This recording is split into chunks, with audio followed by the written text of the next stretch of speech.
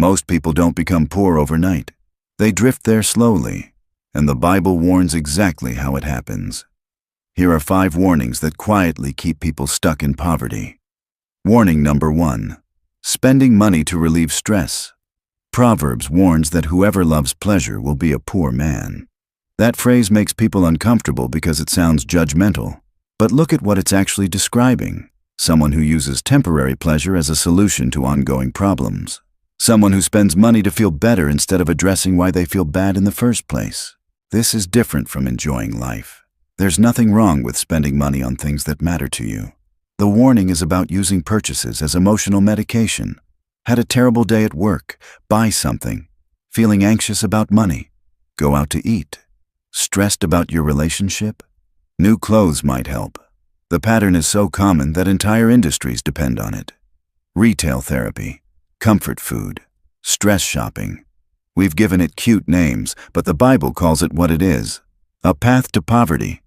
Because every time you spend money to fix a feeling, you create 2 problems. You still have the original stress, and now you have less money, which creates more stress, which leads to more spending. People caught in this cycle genuinely believe they're treating themselves or taking care of their mental health. And maybe in the moment, it feels like relief. But feelings are temporary. Bank accounts are real. If you're using your credit card as a therapist, you're going to end up with problems that no amount of shopping can fix. Warning number 2. Rushing your financial decisions.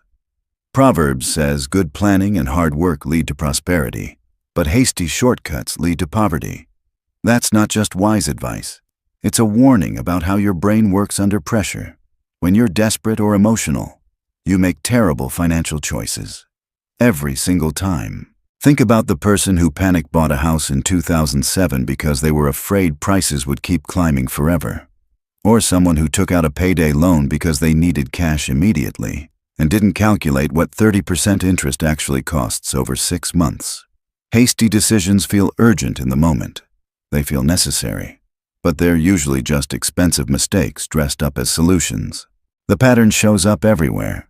You see a sale that ends tonight, so you buy something you don't need with money you don't have. Your car breaks down, and instead of getting 3 quotes, you say yes to the first mechanic because you're stressed. Someone offers you an investment opportunity that sounds amazing, and you jump in without researching because you're afraid you'll miss out. Scripture calls this being hasty.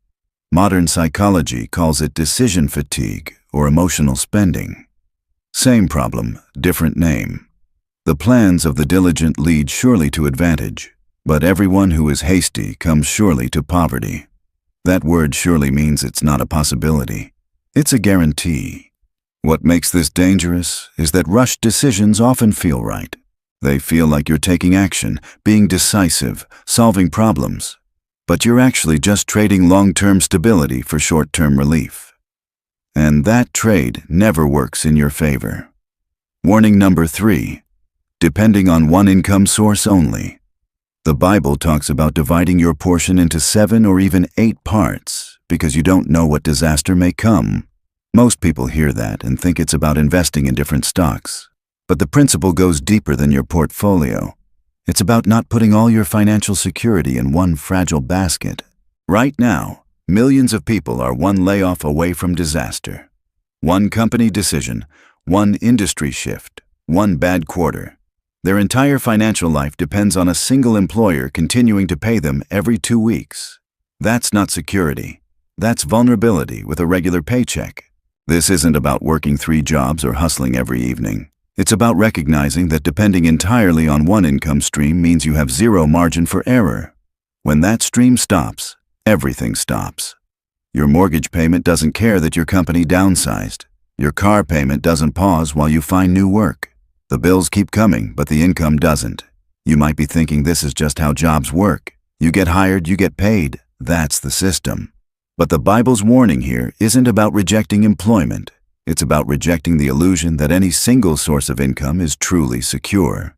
Even self-employed people fall into this trap when they depend entirely on one client or one type of service.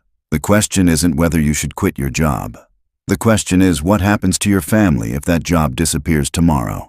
If the answer is financial catastrophe, You're ignoring a warning that's been in print for thousands of years. But there are two more warnings that might be even more costly. Warning number 4. Refusing correction or advice. Proverbs warns that poverty and shame come to those who ignore instruction. This might be the most overlooked warning on this entire list, because most people genuinely believe they're open to advice. They'll say they want help. They'll ask for suggestions. But watch what happens when someone actually tells them something they don't want to hear. Suddenly there are excuses, special circumstances, reasons why that advice doesn't apply to their situation. This happens constantly with money. Someone asks how to get out of debt. You explain they need to stop using credit cards. They immediately list 5 reasons why that's impossible for them. Someone wants to build savings. You suggest cutting unnecessary expenses. They explain why every single expense is actually necessary. The pattern is always the same. They want a solution that doesn't require them to change anything they're currently doing. That's not advice seeking, that's validation seeking, and it keeps people trapped in the exact circumstances they claim they want to escape. Pride is expensive.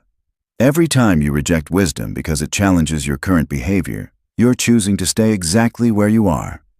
The question isn't whether the advice is comfortable. The question is whether it's true. If you keep ending up in the same financial situation year after year, maybe the problem isn't your circumstances. Maybe it's your refusal to listen when someone points out what you're doing wrong. Warning number 5. Letting fear prevent action. This is the flip side of chasing shortcuts. Some people lose money rushing into bad opportunities. Others lose money by never starting at all. They're so afraid of making the wrong choice that they make no choice. The money sits in a checking account earning nothing while inflation eats away at its value. They never invest because what if the market crashes? They never start a side business because what if it fails? They never learn new skills because what if it doesn't lead anywhere? Fear disguises itself as wisdom. It tells you you're being careful, being smart, waiting for the right moment. But the right moment is a myth. There's always a reason to wait.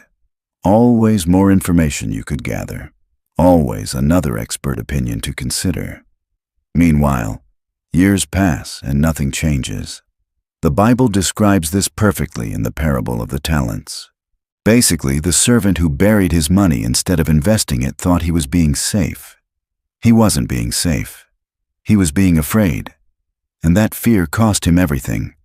Financial progress requires risk, not reckless risk, not gambling, but the calculated risk of putting your resources to work instead of hiding them. Every successful investment started with uncertainty. Every business began with questions about whether it would work. Every person who built wealth had to act before they felt completely ready. You won't escape poverty by avoiding every possible mistake. You'll escape it by learning, acting, adjusting, and moving forward even when you're not sure what happens next.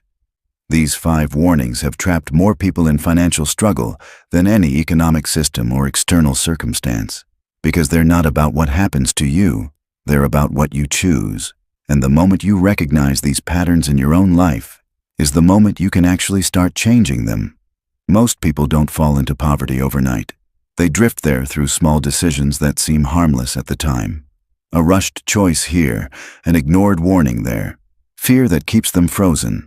Each one feels manageable in isolation, but they compound.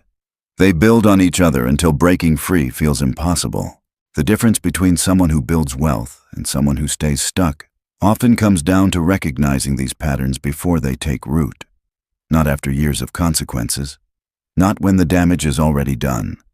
Now, while there's still time to course correct, you already know which of these warnings applies to your situation. You felt it while watching this. The question is what you do with that knowledge. Because information without action is just entertainment, and your financial future deserves more than that.